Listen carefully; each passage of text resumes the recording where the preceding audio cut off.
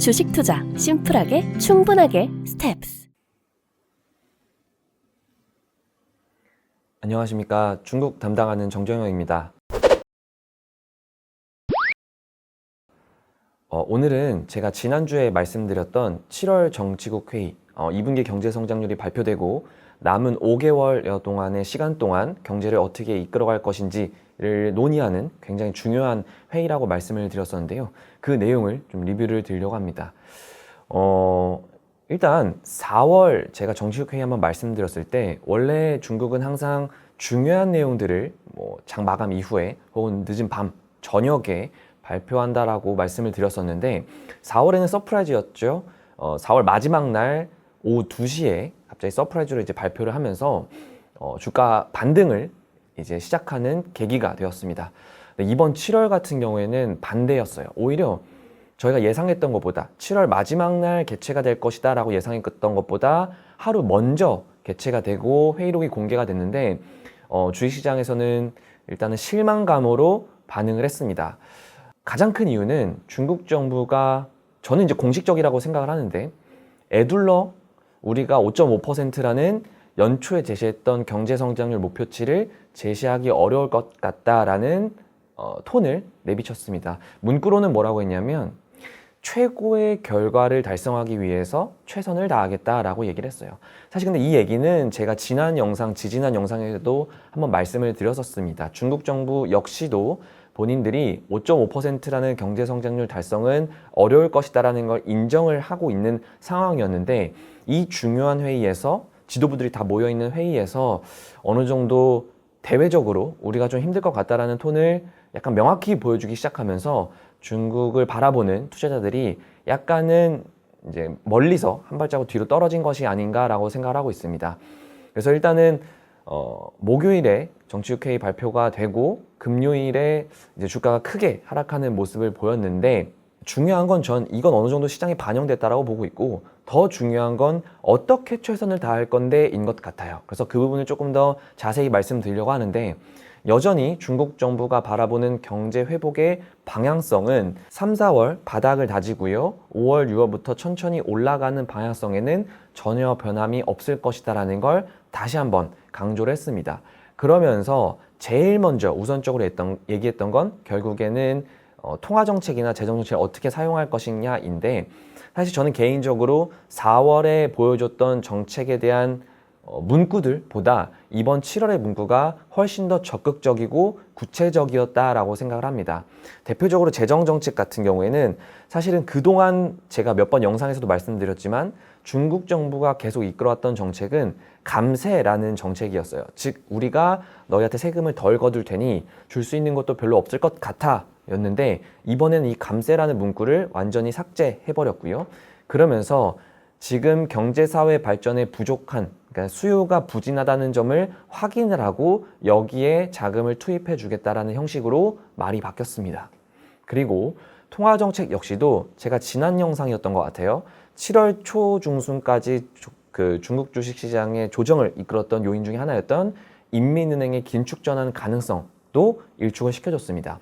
4월에는 없었던 문구가 7월에 다시 나타나는데 뭐였냐면 일반적으로 중국 정부가 유동성을 풀어줄 때 하는 단어입니다.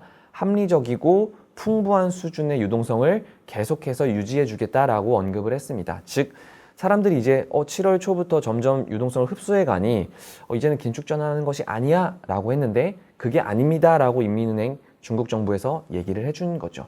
그래서 일단 정책적으로 봤을 때는 저는 오히려 연초에 조금 더 강력하게 부양책 기조를 나타냈던 흐름이랑 비슷하게 이어져 간다라고 보고 있고요. 더 중요한 건 이제 부동산 쪽이겠죠. 제가 계속 말씀드렸던 부동산 쪽인데 부동산도 중점 사안이 바뀌었다라는 거에 저희가 포커스를 둬야 될 것 같아요. 어떤 얘기냐면 4월의 정치국 회의에서는 중국 정부가 부동산 시장을 바라보는 관점이 리스크 관리를 하겠다라는 거였어요. 즉 문제만 터지지 않게 지금처럼 유지해 가겠다였는데 이번 7월의 문구에서 가장 먼저 나온 건 부동산 시장을 안정화시키겠다라는 겁니다. 이 두 단어가 비슷한 것 같으면서도 다른 게 뭐냐면 결국엔 4월에 리스크를 막겠다라고 리스크 관리였는데 7월 초 들어서 저희가 언론 보도에서 봤던 것처럼 리스크가 이제는 수면 위로 올라온 거죠.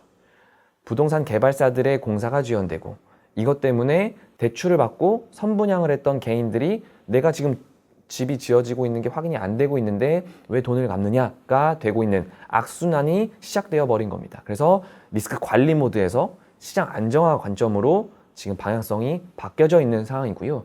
특히나 지난주부터 얘기가 많이 나오고 있는 게 이미 중국의 대형 국유 상업은행들이 각 중국의 주요 디벨로퍼들, 그러니까 부동산 개발사들과 만나서 현재 지금 자금 지원이 얼마나 필요한지, 그리고 어떤 프로젝트를 진행을 하는지, 어떤 기한까지 지원을 해줘야 되는지 등 세부적인 내용을 논의하고 있다는 소식이 계속 중국 현지에서 나오고 있습니다.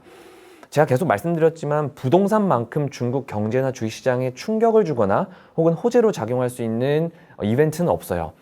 일단 중국 정부가 올해 성장률의 눈높이를 낮추긴 했지만 적어도 방향성을 맞춰준다라는 것, 그리고 이 방향성을 맞춰주는데 부동산 시장을 더 이상 밑으로 바닥으로 치고 내려가지 않게 만들어주겠다라는 건 이번 7월 정치국회에서 아주 명확하게 나타내 준 것이기 때문에 제가 지난번 영상에서도 한번 말씀드렸지만 부동산이나 인프라 투자 관련된 그런 소재 산업재 쪽으로는 이번 8월에 아주 배트를 짧게 잡고 배팅을 해보는 게 좋지 않을까라고 생각을 하고 있습니다. 오히려 정치국회의에는 숫자상, 그러니까 목표라던가 정확히 구체적으로 데이터상으로 발표를 해주진 않아요. 회의록으로 우리가 어떤 식으로 방향성을 잡아갈 것이다가 나올 거고, 이번 8월, 이제 저희가 8월에 진입을 했는데 8월부터는 명확하게 상업은행들이 부동산 개발사들이 얼마를 지원할 건지, 어느 정도 규모를 지원할 건지, 그 외에도 부동산 지원책을 위해서 어떤 식으로 바뀌어갈지에 대한 구체적인 사안이 나올 가능성이 높다라고 저는 보고 있습니다. 그래서 8월은 그렇게 보고 있고요. 마지막으로 말씀드리고 싶은 건 결국에는 저희가 중요시 봐야 되는 건 동태적 제로 코로나인데 4월보다 7월의 톤이 조금 더 강해진 것 같아요. 정확히 문구에 뭐라고 썼냐면 동태적 제로 코로나는 끝내지 않을 것이고 방역과 경제 활동을 우리가 동시에 두 마리 토끼를 동시에 잡을 것이다 라고 했습니다.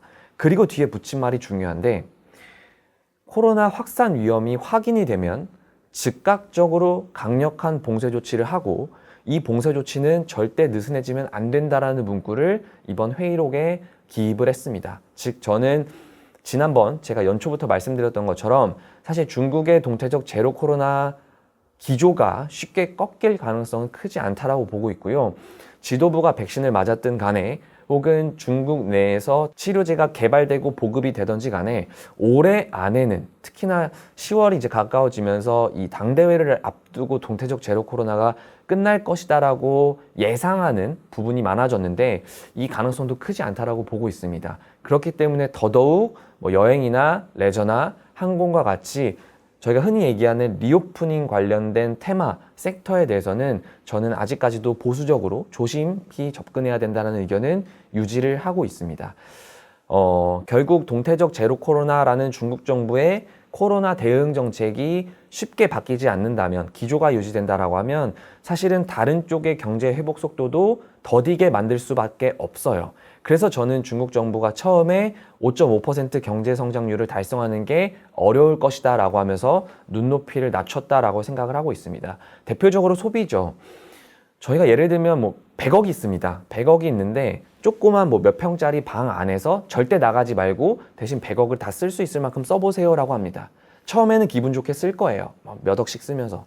하지만 이게 과연 오래 갈 수 있을지, 정말 100억을 다 쓸 수 있을지도 의문입니다. 결국엔 저희가 사람이고요, 인간이고요, 본능적으로 사람들과 만나야 되고 바깥 바람을 쐬야 되고 특히나 자유라는 부분에 대해서 너무 그렇게 억압되고 나면 내가 쓸 수 있는 여력이 있더라도 저는 돈을 쓰는데 한계를 느낄 수밖에 없다라고 보고 있습니다. 지금 중국에서 계속해서 여행 열차라던가 아니면 각 지역별 이동 제한 조치를 완화해주고 PCR 검사의 결과를 다른 지역에서까지 다 인정해주겠다라는 식으로 오프라인 경제 활동을 최대한 보장해주려고는 하지만 반대로는 또 어느 한 지역에서 코로나가 나오면 바로 그 주변 지역을 락다운하는 모습을 보여주고 있기 때문에 사실은 소비 회복은 더딜 수밖에 없다라고 봐야 될 것 같아요. 그래서 이 부분은 중국의 경제를 바라보는 관점에선 절대 잊지 말아야 될 부분이라고 생각을 하고 있고요. 마지막으로 이제 그 포인트 하나 말씀드리면 저희가 어느 정도는 기대했고 조금 더 적극적이었으면 좋겠다라고 아쉬움도 같이 남는 플랫폼 경제에 대한 코멘트도 한 줄이 있었습니다. 뭐였냐면 중국이 계속해서 지금 플랫폼 경제를 대하는 태도가 우리가 신호등을 껐다 켰다 해주겠다라는 거예요. 그래서 뭐 레드 라이트 혹은 그린 라이트라고 해서 너희가 잘할 때는 그린 라이트를 켜주고 못할 때는 과감히 레드 라이트를 켜서 잘못된 점을 시정해주겠다라는 식으로 가고 있습니다. 전원을 껐다 켰다 하고 있는데 이번 정치국 회의에서 명확하게 그린라이트 프로젝트 관련해서는 우리가 적극적으로 승인하고 추진해주겠다라는 문구를 넣었습니다. 물론 그린라이트라는 부분에 대해서 명확하게 설명은 안 해줬어요. 하지만 제가 올해 1월 달에 잠깐 말씀드린 적이 있는데 중국 정부가 지금 빅테크 기업들에게 점차 신흥 전략 산업, 본인들이 이끌어가려고 하는 5G, 반도체, 신형 인프라 관련된 그런 투자 프로젝트를 진행하는 데에는 적극적으로 추진을 해주겠다라고 이미 안건을 발표한 상황입니다. 저는 이번 7월 정치국회에서 언급했던 그린라이트 프로젝트 역시도 이 부분을 상당 부분 포함하고 있다고 생각을 하고 있고요.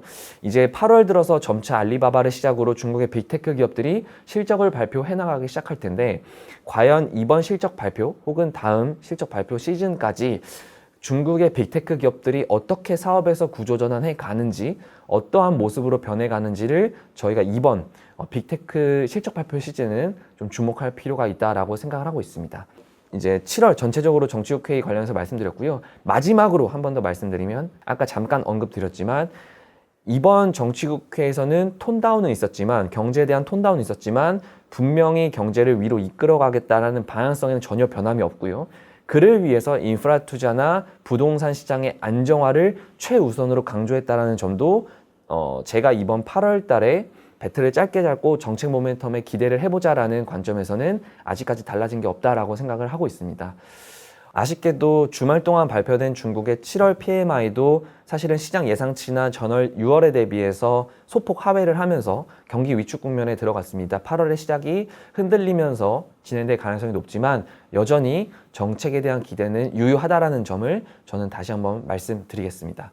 네, 오늘도 중국 내용에 대해서 조금 더 언급을 드렸고요. 다음 주도 정치국 회의에 이어지는 내용들 혹은 그 외에 다른 산업이나 기업에 대한 내용들도 제가 많이 업데이트 드릴 수 있도록 하겠습니다.